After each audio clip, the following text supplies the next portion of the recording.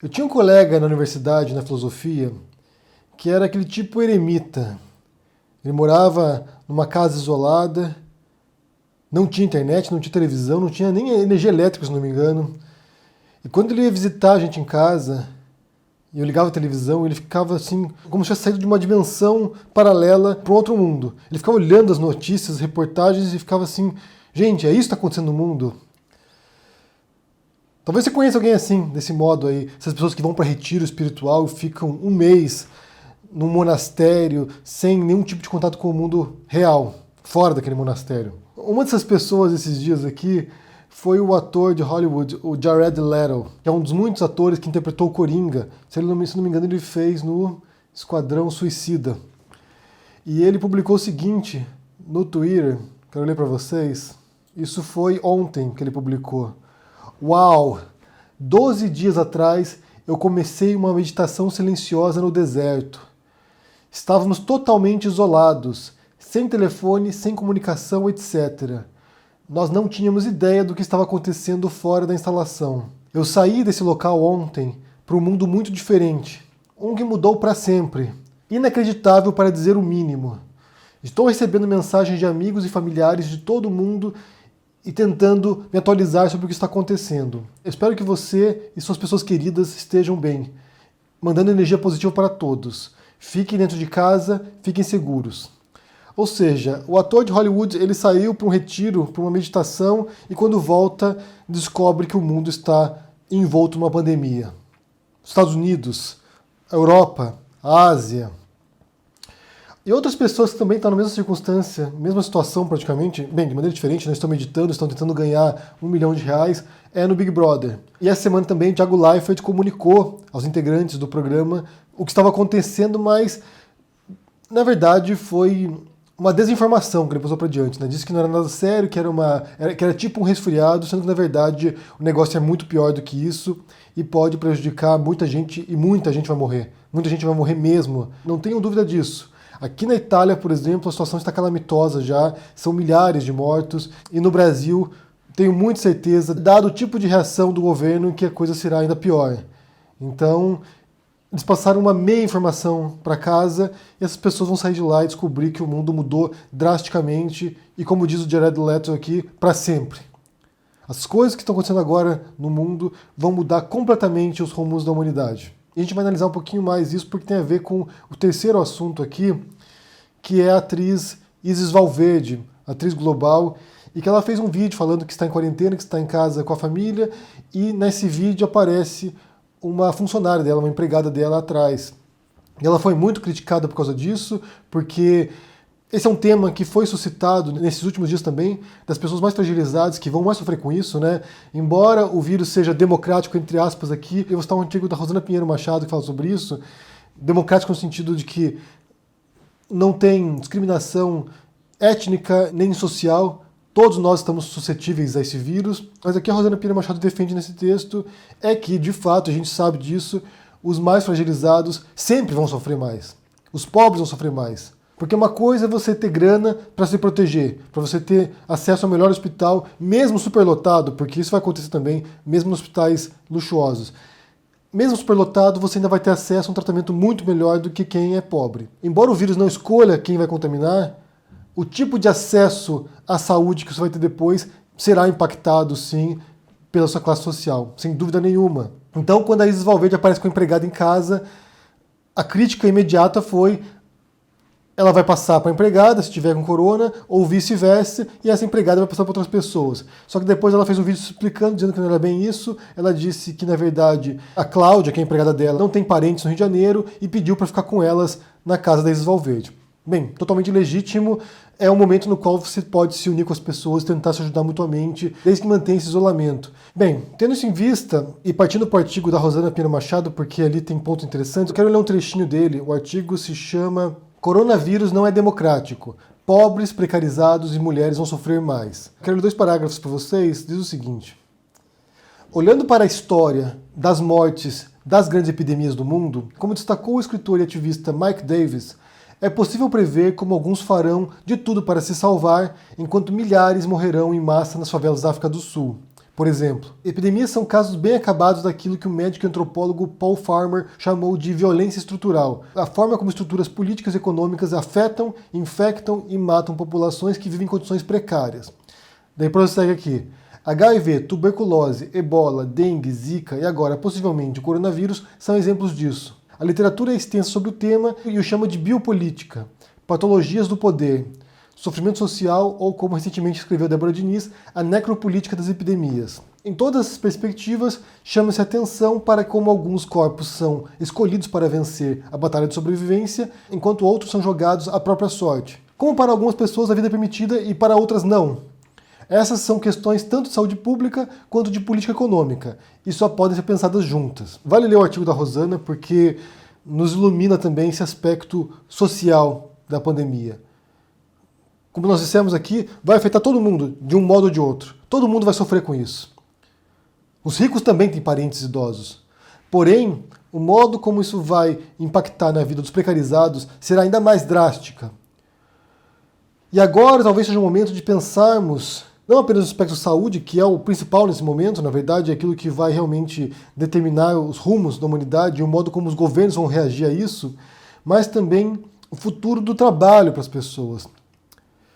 No Brasil, você tem uma preocupação agora na figura do Guedes, que, como eu disse, é um sádico, ele não se importa com você e com os brasileiros, e nem o Bolsonaro também, refletindo a mesma visão do Paulo Guedes em muitos sentidos. Eles não querem que pare a economia brasileira. Eles não querem que vocês fiquem em casa. Porque ao fazer isso, esse ato de ficar em casa, que é o que tem sido feito aqui na Europa, por exemplo, na Espanha estamos todos em casa aqui, ao fazer isso, o Brasil para. A economia brasileira para. Porque o que acontece? Eu vou explicar para vocês aqui da maneira mais simples possível para vocês entenderem a repercussão econômica disso e como isso vai se desenrolar numa crise ou numa depressão global.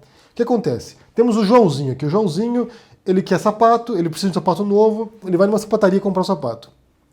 Essa sapataria tem um dono que lucra a partir da venda de sapatos.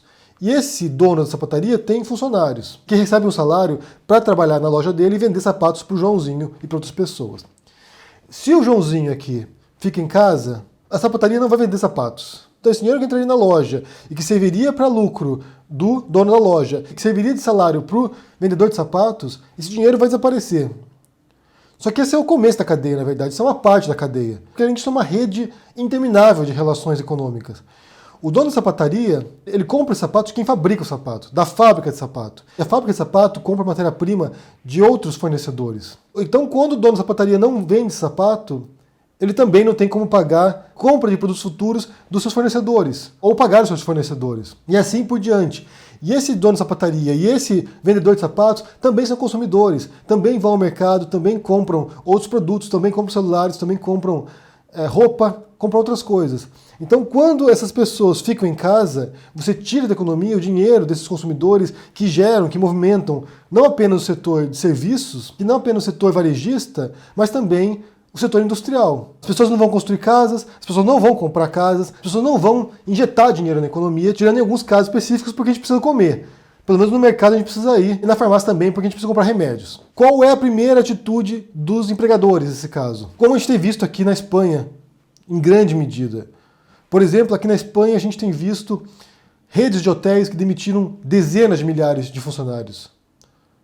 Aqui nesses últimos dias, várias empresas, somando as demissões, foram 100 mil pessoas indo para as ruas. 100 mil pessoas sem trabalho agora. Então essas pessoas que movimentam a economia, que recebem salários, que são donos de pequenas empresas em algumas circunstâncias, essas pessoas estão sem dinheiro agora. Sem receber salários, vão receber auxílio-desemprego em alguns casos e sem vender seus produtos. Então aqui na Espanha, a economia parou. E uma das medidas anunciadas ontem pelo primeiro-ministro aqui, o Pedro Sánchez, foi de injetar 200 bilhões de euros. Convertendo para real aqui, dá mais de 1 trilhão de reais, que representa 20% do PIB da Espanha para ajudar as pessoas, para ajudar as famílias. A intenção é ajudar indivíduos, cidadãos que vão precisar de dinheiro e empresas, empresários. Nos Estados Unidos, o Trump anunciou uma medida de mandar $1.000 para cada cidadão americano, com exceção de milionários. Cada americano vai receber um cheque em casa de $1.000 para poder aguentar esse período. Porque é aquela coisa, se você tem uma poupança, se você tem uma rede de segurança, se você tem um dinheirinho guardado, você vai conseguir resistir um tempo aí, alguns meses. Porque a previsão para essa pandemia aí é de 18 meses. Isso não quer dizer que a gente vai ficar 18 meses fechados em casa, não quer dizer isso. Na verdade, o ideal é assim que melhorar a situação, começar a voltar a economia a funcionar. Senão o mundo vai entrar em colapso. A gente não vai poder comprar comida no mercado, é isso. Faltarão produtos. E certamente, como diz o artigo da Rosana Pinheiro Machado, os mais pobres são os que mais sofrem, porque eles não têm essa rede de segurança. Muita gente, se não trabalha hoje, amanhã não tem comida em casa. Como é que você cuida dessas pessoas? Como é que você lida com essa situação? Como é que você lida com uma crise com proporções inimagináveis? E aqui vem a mão do Estado. E não tem outro jeito. O governo, tanto aqui na Europa, os governos nacionais aqui, quanto nos Estados Unidos, quanto em outros países, quanto no Brasil, possivelmente, vai ter que mandar dinheiro para as pessoas. Para que vocês aí possam amanhã comprar comida. Porque as coisas vão parar, gente. As coisas vão parar porque, já falou várias vezes aqui sobre isso, a intenção nesse momento é evitar o surto de contágio, que vai superlotar hospitais, que vai saturar o sistema público de saúde e matar milhares de pessoas, dezenas, centenas de milhares de pessoas. Estima-se que nos Estados Unidos, por exemplo, possam falecer mais de 2 milhões de pessoas. No Reino Unido, o cálculo feito é de 500 mil mortes. Na Itália, que é o caso pior aqui na Europa, há filas para cremar corpos. Eles não conseguem dar conta das mortes. Então a situação ela é gravíssima e, por outro lado, as consequências futuras disso serão inconcebíveis para a gente. A gente não sabe que mundo vem adiante, a gente não tem ideia do que vai acontecer adiante. E embora isso impacte todo mundo de algum modo, se eu não me engano, o governador do Rio de Janeiro, o Witzel, falou que todo mundo vai perder um parente. Todo mundo vai perder alguém que se conhece aí. E de fato, gente, o negócio é sério. Embora para muita gente os sintomas sejam leves, não haja complicações, mas para quem faz parte do grupo de risco, o negócio é sério. Para o seu avô, para o seu pai, para o seu tio. Então existem dois grandes problemas agora a serem resolvidos. Por um lado, a questão de saúde pública, da saturação dos hospitais, dessas dezenas ou centenas de milhares de mortes que vão acontecer. E por outro lado, desse colapso econômico global agora, de pessoas que vão perder tudo, de pessoas que já não têm nada e que vão ter que lidar com a pobreza extrema e com a fome, e se não houver algum tipo de intervenção estatal nesse sentido, vai haver um colapso social também. Pessoas se matando por comida, talvez. A gente não sabe. Porque os países ricos estão tentando lidar da maneira mais sensata possível com a situação. Mas e países pobres? Como é que um governo como o brasileiro vai lidar com mais de 200 milhões de brasileiros e mandar dinheiro para essas pessoas? Como é que faz isso? E aí? E depois? Depois do pico? Como é que volta a economia a funcionar? Como é que você que perdeu o trabalho por causa disso vai se reinserir? Porque nem todos nós temos a opção de trabalhar em casa. Nem todos vocês aí vão poder ficar em casa trabalhando. Se você for um pedreiro, por exemplo, você não pode ficar em casa construindo casas. Você vai ter que ir para a rua. Se você é uma empregada doméstica, você vai ter que ir para casa da sua patroa trabalhar. Tanto que algumas empresas no Brasil estão fazendo isso, na verdade, né? Elas estão mandando para casa quem pode ficar em casa e estão mantendo trabalhadores precários, em muitas circunstâncias, indo para o trabalho ainda, pegando o ônibus lotado, indo para o trabalho, mantendo contato com seus colegas de trabalho e assim disseminando a doença. E aqui fica a grande pergunta de todas: quando vai voltar ao normal? E nós não sabemos. E nós não sabemos quando isso vai acontecer. Ninguém sabe quando vai voltar ao normal. Como eu disse no começo ali com os exemplos do Big Brother e do Jared Leto, certamente há pessoas no planeta hoje que não têm nem ideia do que está acontecendo. Pessoas que estão isoladas em certas regiões remotas, sem internet, sem telefone, sem nada, que estão vivendo suas vidas sem saber que o mundo agora está entrando em colapso. Tem duas histórias que começam com essa premissa. Uma delas é Extermínio, dirigido por Danny Boyle, que é um grande filme, um ótimo filme, que é a história de um rapaz que acorda no hospital em Londres e a cidade inteira está vazia e ele não sabe o que aconteceu, começa a andar pelas ruas vazias sem entender. E outra é a série Walking Dead, que o policial, o Rick, acorda no hospital também e começa a ir às ruas e não entende o que está acontecendo. Tudo vazio. Esse é o mundo no qual a gente está agora. Pelo menos aqui na Europa. No Brasil não sei se chegou a isso ainda. Eu sei que algumas cidades, alguns estados já estão começando a aplicar quarentena. Então a grande dúvida que fica é: e depois? O que você acha que vai acontecer depois? Deixa aqui no comentário, deixa o joinha, assina o canal, ajude no Apoia, e a gente se vê por aí. Abraço e até mais. Tchau.